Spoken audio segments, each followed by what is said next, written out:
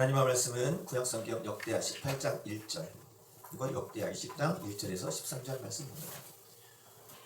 구약성경 역대하 18장 1절 20장 1절에서 13절입니다.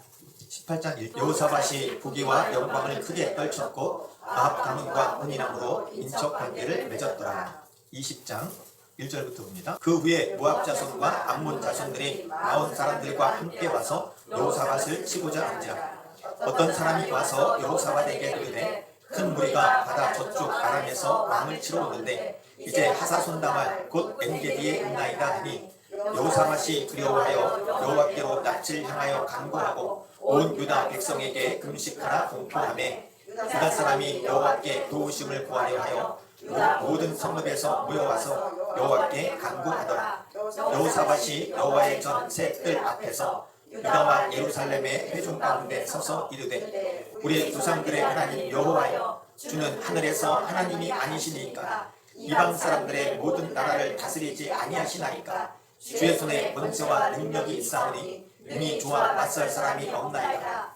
우리 하나님이시여 전에 이 땅 주민을 주의 백성 이스라엘 앞에서 쫓아내시고 그 땅을 주께서 사랑하시는 아브라함의 자손에게 영원히 주지 아니하셨나이까. 그들이 이 땅에 살면서 주의 기름을 위하여 한 성소를 주를 위해 건축하고 이르기를 만일 재앙이나 난리나 견책이나 전염병이나 기근이 우리에게 임하면 주의 기름이 이 성전에 있으니 우리가 이 성전 앞과 주 앞에 서서 이 환난 가운데에서 주께 부르짖은즉 들으시고 구원하시리라 하였나이다. 옛적에 이스라엘이 애굽 땅에서 나올 때에 암몬 자손과 모압 자손과 세일산 사람들을 침노하기를 주께서 용납하지 아니하심으로 이에 돌이켜 그들을 떠나고 멸하지 아니하였거늘 이제 그들이 우리에게 갚는 것을 보옵소서. 그들이 와서 주께서 우리에게 주신 주의 기업에서 우리를 쫓아내고자 하나이다. 우리 하나님이여 그들을 징벌하지 아니하시나이까. 우리를 치러오는 이 큰 무리를 우리가 대적할 능력이 없고 어떻게 할 줄도 알지 못하옵고 오직 주만 바라보나이다 하고 유다 모든 사람들이 그들의 아내와 자녀와 어린이와 더불어 여호와 앞에 섰더라. 유다 왕 여호사밧 때 여호사밧 시대에 모압과 암몬 그리고 마온 사람들이 유다를 침략합니다.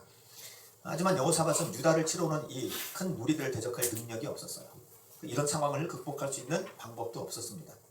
이에 두려움에 휩싸인 여호사밧이 하나님께로 얼굴을 향하여 간구하고 온 유다 백성에게 금식하라 공포하자 유다 사람들이 하나님의 도우심을 구하기 위해서 함께 모여 하나님께 간구합니다. 우리 하나님이여 우리를 치러 오는 이 큰 무리를 우리가 대적할 능력이 없고 어떻게 할 줄도 알지 못하옵고 오직 주만 바라보나이다. 합심해서 기도하죠. 그때 하나님의 영이 레위 사람 아하시엘에게 임하여서 하나님께서 구원하실 것을 선포하게 하십니다. 너희는 이 큰 무리로 말미암아 두려워하거나 놀라지 말라. 이 전쟁은 너희에게 속한 것이 아니요 하나님께 속한 것이니라. 이 전쟁에는 너희가 싸울 것이 없나니 대열을 이루고 서서 너희와 함께한 여호와가 구원하는 것을 보라. 유다 예루살렘에 너희는 두려워하지 말며 놀라지 말고 내일 그들을 맞서 나가라. 여호와가 너희와 함께하리라. 이런 말씀을 주세요. 이 하나님의 말씀을 받은 여호사밧이 몸을 굽혀서 엎드려 하나님께 경배하고 찬송합니다.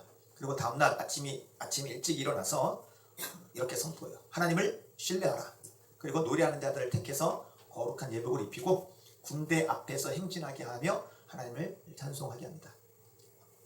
그리고 바로 그때 곧 노래와 찬송이 시작될 때 하나님께서 암몬 자손과 모압과 세일산 주민들을 서로 치게 하심으로 유다를 침략한 군대들이 모두 죽임을 당하게 하십니다.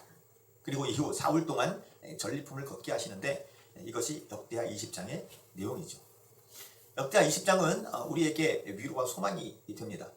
우리의 모든 위협과 위험의 상황에 놓였을 때 그것이 건강과 관련된 문제든 물질과 관련된 문제이든 어떤 것이 되었든 내가 죽느냐 사느냐 내가 망하느냐 존재하느냐의 문제 앞에서 절망과 낙심에 자리에 머물지 않고 하나님을 의지하고 하나님께 나아가게 하기 때문에 그렇습니다. 역대하 20장은 대부분 이런 차원에서 우리에게 들려졌죠. 우리의 기도와 하나님의 구원 역사. 물론 그렇습니다. 인간으로서는 할 수 있는 것이 아무것도 없고 또 어떤 방법으로도 해결할 수 없어서 그 어떤 것도 의지할 수 없을 때 오직 하나님만이 그 일을 하실 수 있음을 믿고 우리를 구원하실 수 있으심을 믿고 하나님께 간구하면 하나님은 역사하십니다. 하지만 이 시간에 우리가 생각해 보려고 하는 것은 기도를 들으시고 구원하시는 하나님의 구원 역사에 초점을 두는 것이 아니라 여호사밧을 비롯한 유다 곧 국가 전체가 이런 위기의 상황에 처하게 된 이유가 무엇인가 하는 것에 저희가 초점을 좀 맞춰보려고 합니다. 이에 대해 어떤 분들이 이렇게 말하실 수도 있어요. 아니 적들이 연합해서 유다를 공격한 것에 무슨 다른 이유가 있겠습니까? 그냥 침략 전쟁이지요. 특별히 하나님을 섬기는 민족이 하나님을 섬기지 않는 적들에게 공격을 당하는 것은 당연한 것 아닌가요? 라고 말할 수 있습니다. 그렇습니다. 하나님을 섬기는 것 때문에 적들로부터 우리가 공격을 당할 수 있죠.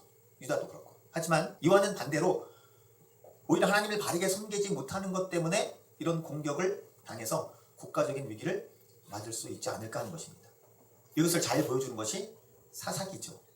사사기는 하나님께 이스라엘이 범죄하면 주변의 대적들을 일으키셔서 이스라엘을 징계하시죠. 자, 오늘은 역대하 20장이 본문이기 때문에 역대하 20장을 중심으로 해서 여호사밧과 유다가 이런 국가적인 위기, 국가적인 상태에 처하게 된 이유가 무엇인지를 한번 살펴보도록 하겠습니다. 저희가 먼저 기억해야 될 것은 역대하 20장은 20장 한 장의 독단적인 이야기가 아니라고 하는 사실이에요.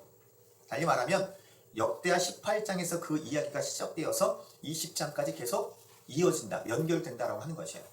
그래서 20장에서 일어난 이 일들, 특별히 적들이 쳐들어오게 된 그 원인을 알기 위해서는 20장 이전의 내용을 저희가 살펴보아야 됩니다. 그래서 저희가 먼저 볼 것은 역대하 18장 1절에서 3절입니다. 1절에서 3절까지 우리 다 같이 한 목소리로 읽겠습니다. 여호사밧이 부귀와 영광을 크게 떨쳤고 아합 가문과 혼인함으로 인척 관계를 맺었더라. 2년 후에 그가 사마리아의 아합에게 내려갔더니 아합이 그와 시종을 위하여 양과 소를 많이 잡고 함께 가서 길르앗 라모치기를 권하였더라. 이스라엘 왕 아합이 유다 왕 여호사밧에게 이르되 당신이 나와 함께 길르앗 라못으로 가시겠느냐 하니 여호사밧이 대답하되 나는 당신과 다름이 없고 내 백성은 당신의 백성과 다름이 없으니 당신과 함께 싸우리다 하는지라. 자, 지금 말씀을 함께 읽으셨는데 읽으면서 어떤 생각이 드셨습니까? 놀랍다는 표현을 하시겠습니까? 아니면 충격적이다 그런 표현을 하시겠습니까?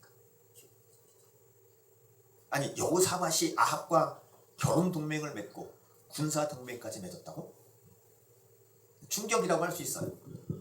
이것을 충격이라고 하는 이유는 이 여호사밧 왕은 남쪽 유다의 왕들 중 선한 왕들이라고 평가받는 몇 안 되는 선한 왕 중에 한 사람이기 때문에 그래요. 반면 아합은 북쪽 이스라엘의 왕들은 선하다고 평가받는 왕이 단 한 명도 없었죠. 모든 왕들이 악하다고 평가를 받는 그 북이스라엘의 악한 왕들 중에서도 가장 악한 왕으로 꼽히는 사람이 아합이에요. 그러니까 하나님 보시기에 악한, 하나님을 미워하는 악한 아합과 선하다고 평가받는 여호사밧이 동맹 관계를 맺고 있다는 거예요. 그래서 충격적이라 하는 거예요. 여호사밧이 하나님께 선하다라고 그 평가를 받을 수 있었던 이유가 무엇이겠는가 하는 것입니다. 그런 여호사밧이 지금 아합과 연합을 해요. 주목할 것은 전쟁에 함께 하자는 아합의 요청에 여호사밧이 대답하는 말이에요. 3절 하반절 보시면 이렇게 얘기하죠. 나는 당신과 다름이 없고 내 백성은 당신의 백성과 다름이 없으니 당신과 함께 싸우리이다. 나는 너고 너는 나야. 내 백성이 너의 백성이야. 그러니까 지금 여호사밧이 아합과 동일시하고 있는 거예요. 하지만 다시 말씀드리지만 아합은 악한 왕들 중 으뜸입니다. 하나님 보시기에 얼마나 악한지, 아합이 하나님을 얼마나 미워하고 업신여기는지는 이 역대하와 이와 병행을 이루는 열왕기에 잘 기록되어 있죠. 잘 알고 계시는 사건들의 첫 번째는 여호와의 선지자들을 잡아서 다 죽인 거예요. 북쪽 이스라엘에 있던 여호와의 선지자들을 다 잡아서 죽였어. 그래서 엘리야가 오직 나만 살아남았나이다 라고 그렇게 하나님 앞에 탄원할 정도였어요. 두 번째 사건 잘 알고 계시는 것은 나봇의 포도원을 빼앗는 사건이죠. 나봇의 포도원을 빼앗을 때 거짓 증인들을 세우죠. 그리고 사실은 그 기업, 그 땅은 하나님께서 지파별로 가족에게 주신 거기 때문에 빼앗을 수가 없어요. 그럼에도 불구하고 하나님께서 주신 기업을 거짓 증인들을 세워서 죽여서 그것을 뺏는 거죠. 그러니까 하나님과 하나님의 말씀을 이렇게 무시할 수가 없는 거예요. 열왕기상 16장 34절은 아합이 하나님을 얼마나 업신여겼는지, 얼마나 하나님을 미워하고 대적했는지를 잘 보여줍니다. 열왕기상 16장 34절 이렇게 되어 있어요. 그 시대에 베델 사람 히엘이 여리고를 건축하였는데 그가 그 터를 쌓을 때에 맏아들 아비람을 잃었고 그 성문을 세울 때에 막내 아들 수굽을 잃었으니 여호와께서 눈의 아들 여호수아를 통하여 하신 말씀과 같이 되었더라. 자, 이것이 어떻게 해서 아합이 하나님을 업신여기는지 하나님의 말씀을 무시하는지 이것이 어떻게 그렇게 말할 수 있는 말씀인가요? 라고 우리가 질문할 수 있죠. 아합은 자신의 통치 기간에 지금 여리고를 재건하는 거예요. 자, 그런데 이 여리고성을 재건하는 것은 하나님의 명령을 거역하는 것이고 하나님을 대적하는 것이며 하나님의 말씀을 업신여기는 거예요. 이렇게 말할 수 있는 이유는 여리고성을 점령한 후에 하나님께서 여호수아에게 하신 명령 때문에 그래요. 여호수아를 통해서 여리고성을 점령하고 난 이후에 무너뜨린 이후에 하나님께서 이렇게 말씀하세요. 여호수아에게. 여호수아가 그때 맹세하게 하여 이르되 누구든지 일어나서 이 여리고성을 건축하는 자는 여호와 앞에서 저주를 받을 것이라. 그 기초를 쌓을 때에 그의 맏아들을 잃을 것이요 그 문을 세울 때에 그의 막내 아들을 잃으리라. 자, 그러면 여호수아가 여리고성을 무너뜨린 다음에 이렇게 맹세해서 다시 건축할 때는 저주를 받을 것이다 라고 선언한 이유가 무엇인가 하는 것이에요. 그것은 가나안 정복 전쟁에 있어서 여리고성이 갖는 의미 때문에 그렇습니다. 여리고성이 갖는 의미는 무엇인가? 그것은 바로 아닌 하나님을 대적하는 악한 세력의 표성이기 때문에 그래요. 하나님을 대적하는 악한 세력들. 이런 차원에서 여리고성은 다시 건설되어서는 안 되는 거예요. 하나님을 거역하고 대적하는 그런 일들은 다시 일어나지 않아야 되는 거죠. 그래서 하나님이 그것을 분명하게 말씀하시고 그 경고로서 이렇게 여호수아를 통해서 맹세하고 저주하게 한 거예요. 그 기초를 쌓을 때 맏아들을 잃을 것이고 그 문을 세울 때에 막내 아들을 잃을 것이다. 이런 차원에서 보면 여리고성을 재건한다는 것은 지금 하나님을 대적하는 거예요. 여리고성을 대적한다라고 하는 것은 하나님의 말씀을 업신여기고 하나님께 정면적으로 대적하는 게 되는 거예요. 자, 그런데 아합이 이 하나님의 권위와 하나님의 말씀 앞에 정면적으로 도전해요. 하나님의 말씀을 업신여기지 않고는 이 하나님의 말씀을 대적할 수가 없는 거죠. 그것이 열왕기상 16장 34절이에요. 그 시대에 베델 사람 히엘이 여리고를 건축하였는데 그가 그 터를 쌓을 때에 맏아들 아비람을 잃었고 그 성문을 세울 때에 막내 아들 수굽을 잃었으니 여호와께서 눈의 아들 여호수아를 통하여 하신 말씀과 같이 되었더라. 여호수아에게 하신 말씀같이 터를 쌓을 때 맏아들이 죽었어요. 그러면 그 여리고성 재건하는 것을 어떻게 해야 될까요? 멈춰야죠. 그런데 멈추지 않습니다. 멈추지 않고 끝까지 그 성을 재건해요. 그래서 그 성문을 세울 때 막내 아들 수굽이 죽습니다. 그러니까 아합은 지금 하나님을 대적하는 거예요. 하나님의 말씀을 정말 지나다니는 개들이 그런 거 있죠. 그것보다도 못하게 여기는 거예요. 실제로 역대하 19장 2절에는 아합을 가리켜서 악한 자라 표현하고요.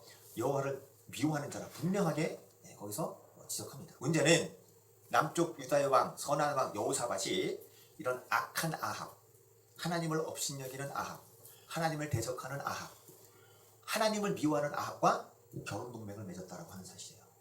그것이 18장 1절입니다. 여호사밧이 부귀와 영광을 크게 떨쳤고 아합 가문과 혼인함으로 인척 관계를 맺었더라.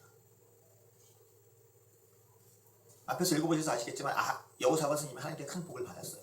그것이 여호사밧이 부귀와 영광을 크게 떨쳤다는 내용이에요. 표현이에요. 그런데 그 이후에 아합 가문과 혼인을 해서 인척 관계를 맺어요. 그랬을까요? 선한 왕으로 평가받는 여호사밧, 하나님을 사랑하고 하나님이 사랑하는 여호사밧이 도대체 무슨 이유 때문에 이 악한 아합과 결혼 동맹을 맺은 걸까요? 그리고 사실 이 아합 가문과 혼인함으로 인척 관계를 맺었다라고 하는 이것 때문에 다윗 후손들은 모두 다 멸절 위기 처합니다. 아합의 딸이 누구죠? 아합의 아내가 누구죠? 이세벨이죠. 아합과 이세벨 사이에서 태어난 딸이 아달랴예요. 아달랴인데 그 아달랴를 여호사밧이 자신의 아들 여호람과 결혼을 시키는 거죠. 그게 결혼 동맹인 거죠.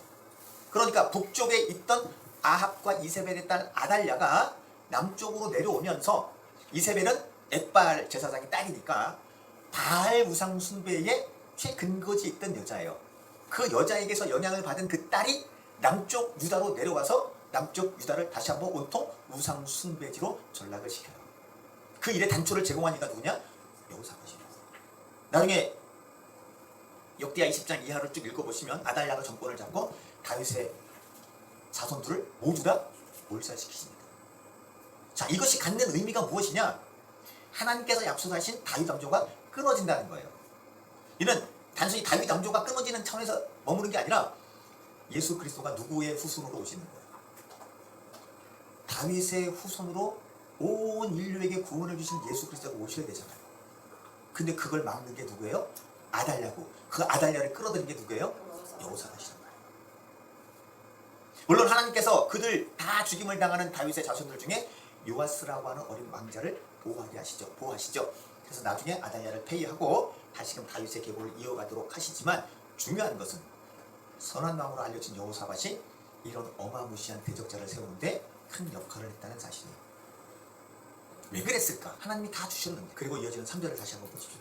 18장 3절. 이스라엘 왕 아합이 유다 왕 여호사밧에게 이르되 당신이 나와 함께 길랏 라못으로 가시겠느냐 하니 여호사밧이 대답하되 나는 당신과 다름이 없고 내 백성은 당신의 백성과 다름이 없으니 당신과 함께 싸우리이다. 앞서 잠깐 말씀드렸죠. 나는 당신과 다름이 없고 내 백성은 당신과 다름이 없습니다. 당신이 함께 전쟁에 가자는데 내가 가야지요. 여호사밧이 아합에게 그렇게 말하는 거예요. 그런데 결혼 동맹으로 시작된 것이 군사 동맹까지 이어지는 거죠.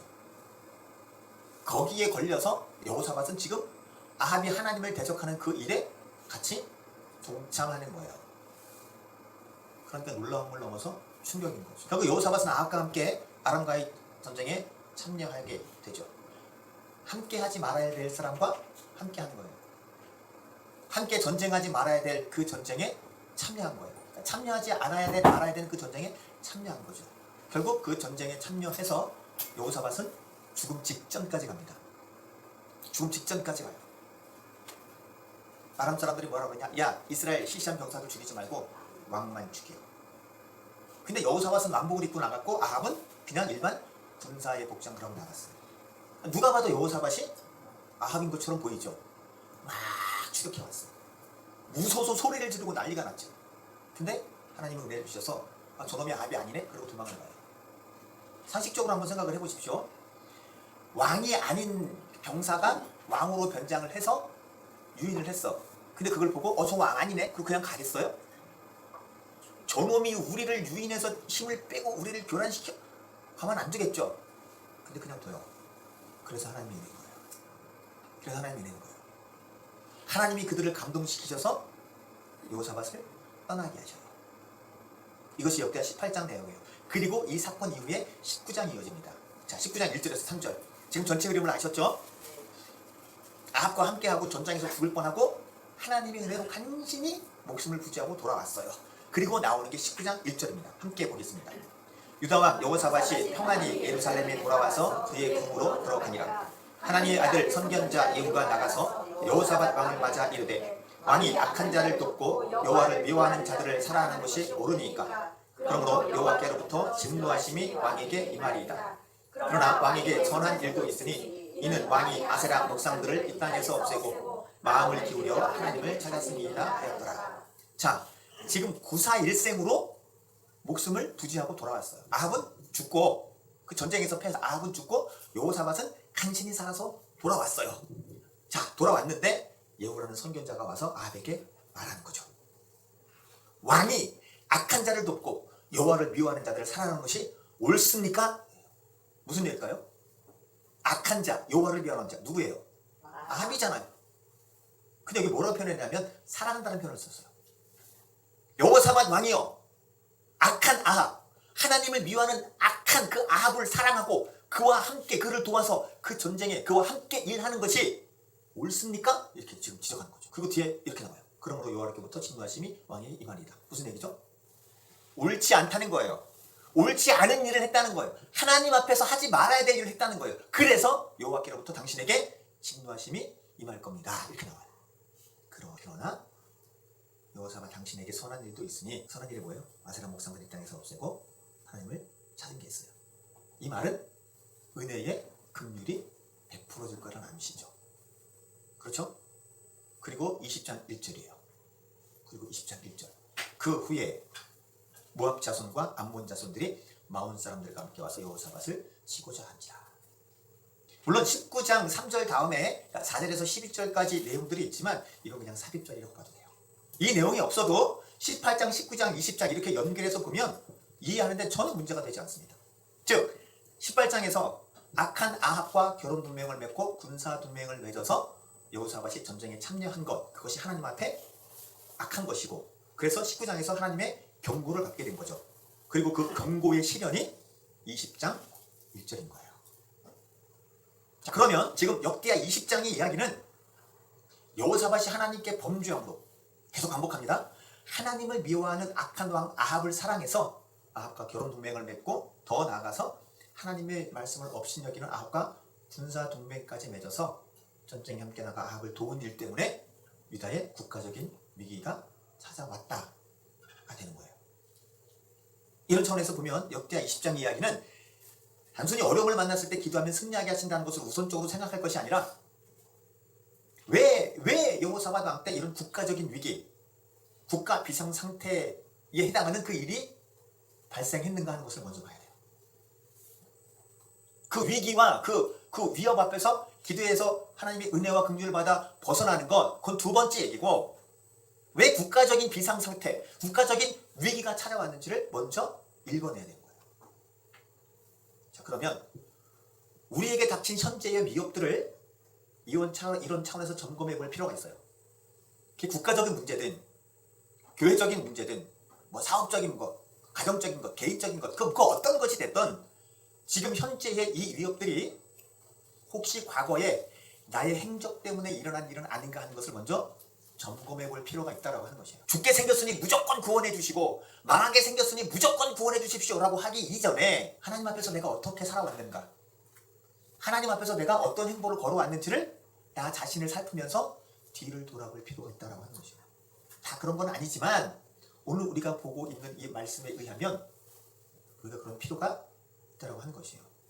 거창하게 말하면 대한민국, 한국교회, 우리 교회, 우리가 그동안 어떻게 걸어왔는가, 우리 가정, 나 자신, 우리 자녀들은 하나님 앞에서 어떤 삶을 살았는가, 어떤 길을 걸어왔는가를 먼저 점검해 봐야 돼요. 무조건 해결해 주시고 무조건 구원해 주시고를 외치기 이전에 혹시라도 내가 하나님 앞에 범죄한 것, 하나님이 기뻐하시지 않는 사람과 함께 다닌 일은 없는가, 하나님을 미워하고 대적하는 자와 내가 협력한 일은 없는가, 그러니까 내가 만나는 사람들이 누구인지, 내가 경험하고 있는 대하고 있는 사람이 누군지를 한번 살펴보는 거죠. 내가 지금 주로 만나는 사람들이 어떤 사람들인가, 내가 함께하고 있는 사람들이 어떤 사람들, 하나님을 대적하고 하나님을 업신여기고 하나님의 이름을 망령되 일컫고 있는데 내가 그와 함께하고 있지는 않은가. 굉장히 중요한 얘기죠. 굉장히 중요한 얘기. 하나님은 은혜와 긍휼이 풍성하신 분이죠. 비록 범죄했다 할지라도 우리가 회개하고 간구하면 하나님께서는 우리에게 은혜를 주셔서 우리를 건지시고 구원하십니다. 우리를 다시금 인도해 가시고 사랑으로 우리를 품어주십니다. 중요한 것. 이런 어려움과 이런 위기를 만났을 때 나 자신을 돌아보는 것은 반드시 필요한 거예요. 이게 하나님의 어떤 훈련인지 연단인지, 내가 걸어온 이 길이 잘못된 걸음이었는지, 내가 하나님 앞에 범죄한 것 때문은 아닌 것인지 돌아보고 점검할 필요가 있어요. 요즘에는 죄를 지적하면 거의 다 좋아하지 않습니다. 싫어합니다. 하나님은 사랑이신데 이미 다 우리의 죄를 대속하시고 십자가에 못 박혀 죽으시고 부활하심으로 우리의 죄를 다 사하셨는데 뭔 그렇게 죄 얘기를 합니까?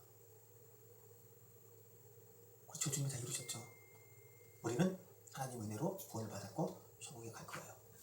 그러나 이 땅에 사는 이 삶 가운데 내가 죄를 졌다고 늘 그렇게 은혜만 주시는 것은 아닐 수도 있다는 것을 우리가 기억할 필요가 있는 거예요. 내가 하나님 앞에서 어떻게 살고 있는가. 예레미야를 통해서 주신 엄중한 회개의 기회를 유다는 놓쳐버렸죠. 지난주에 말씀 기억하시죠? 그래서 결국 그들은 바벨론에 의해서 망하게 됩니다. 하나님 우리에게 계속 기회를 주세요. 계속 은혜의 기회를 주세요. 그 은혜가 우리에게 이어질 수 있도록 공급되어 줄 수 있도록 지금 현 상황에서 내 자신의 영적인 상태를 점검해보고 내가 걸어왔던 어제까지의 삶을 성경을 통해서 비추어보면서 하나님 앞에서 은혜를 얻고 하나님께서 기뻐하시는 삶, 하나님께서 원하시는 삶을 살아낼 수 있는 저희가 될 수 있기를 주님의 이름으로 간절히 축원합니다. 아멘.